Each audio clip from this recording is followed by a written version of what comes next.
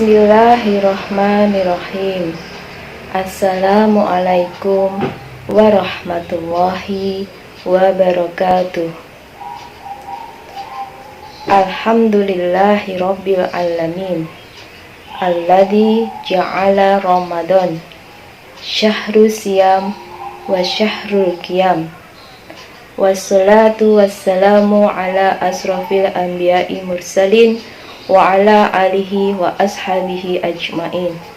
Rabbi shrahli sadri wa yassirli amri wahlul 'uqdatam min lisani yafqahu qawli.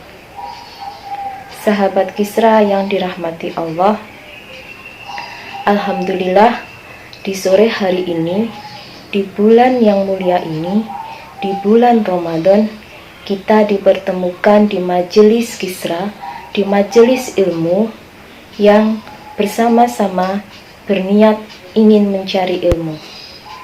Sholawat serta salam tetap terlimpahkan kepada uswah kita Rasulullah alaihi wasallam. Hari ini kita kedatangan tamu mulia, tamu agung, tamu istimewa, yaitu Ramadan, yang di dalamnya dilipat gandakan semua pahala, yang di dalamnya akan diampuni semua dosa-dosa kita, yang di dalamnya diturunkan Al-Quran, yang di dalamnya terdapat malam 1000 bulan, yaitu malam Lailatul Qadar. Sahabat Kisra yang dirahmati Allah, kita berharap semoga Ramadan tahun ini kita bisa maksimal dalam menjalankannya, kita bisa membuat agenda-agenda apa saja sehingga Ramadan kita menjadi Ramadan yang berkualitas. Karena bisa jadi Ramadan tahun ini adalah Ramadan terakhir kita. Sahabat Kisra yang dirahmati Allah, banyak sekali amalan-amalan yang bisa kita kerjakan selama bulan Ramadan. Nabi banyak sekali mencontohkan amalan-amalan yang bisa membuat Ramadan kita berkualitas. Dari sekian banyak contoh, ada 3 amalan pokok yang bisa atau yang dikerjakan oleh para sahabat. Yang pertama adalah meningkatkan sholat. Berbicara tentang meningkat, ini artinya bertambah secara jumlah. Tidak hanya mengerjakan sholat fardu saja, tetapi ditambah dengan sholat-sholat sunnah lainnya. Dari pagi sampai malam hari, banyak sekali sholat-sholat sunnah yang bisa kita kerjakan. Salah satu diantaranya adalah sholat rawatib. Sholat rawatib di sini adalah sholat yang melekat di sholat fardu. Bisa dikerjakan sebelum sholat fardu, bisa juga dikerjakan setelah sholat fardu. Keutamaan dari sholat rawatib di sini adalah barang siapa mengerjakan sholat rawatib secara istiqomah hingga dia meninggal, maka akan dibangunkan rumah di surganya. Sholat sunnah yang lainnya yaitu ada sholat tahiyatul masjid, ada sholat taubat, ada sholat duha. Berbicara tentang sholat duha di sini ada dibagi menjadi 3 waktu, yaitu awal duha, pertengahan duha, dan akhir duha.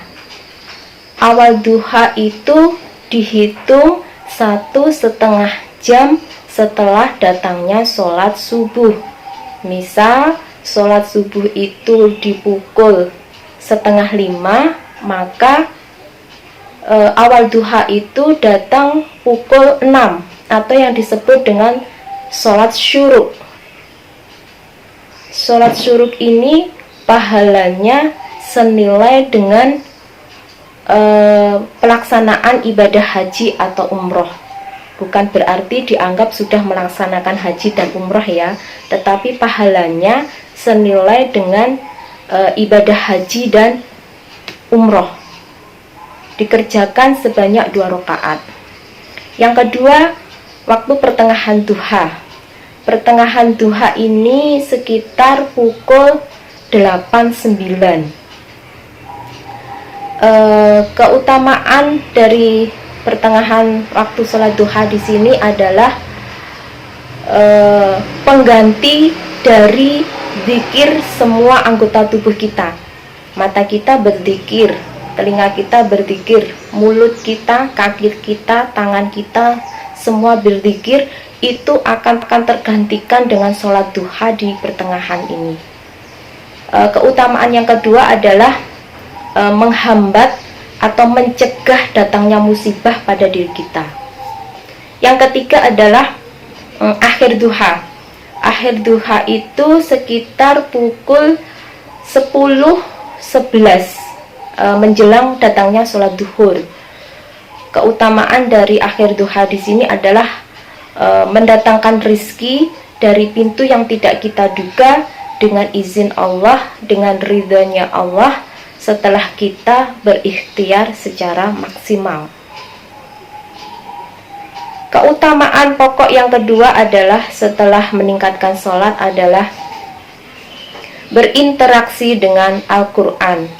Berinteraksi dengan Al-Quran di sini ada 3, yaitu membaca Al-Quran. Selama bulan Ramadan kita bisa membuat target, misalnya 1 kali khatam. 1 kali khatam itu adalah 30 juz. 1 juz itu ada 10 halaman. Agar membaca Quran kita itu tidak menjadikan beban, maka bisa kita bagi membaca Qurannya itu menjadi 5 sholat fardu. Jadi setelah sholat fardu kita membaca 2 halaman.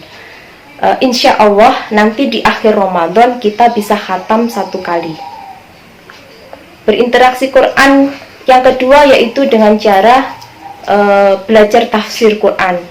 Ya, kita bisa belajar tafsir lewat kitab, bisa lewat majelis-majelis Quran. Berinteraksi yang ketiga yaitu dengan cara menghafal Quran. Selanjutnya, amalan pokok yang ketiga yang dicontohkan oleh Rasulullah adalah bersedekah. Rasulullah Shallallahu Alaihi Wasallam adalah salah satu contoh pribadi yang dermawan dan lembut hatinya. Kedermawanan beliau akan lebih meningkat ketika datangnya bulan Ramadan. Apa yang dilakukan oleh Rasulullah ketika Ramadan datang, yaitu mensupport semua sahabat, menyerukan semua sahabat agar mengeluarkan sedekah semaksimal mungkin di bulan Ramadan.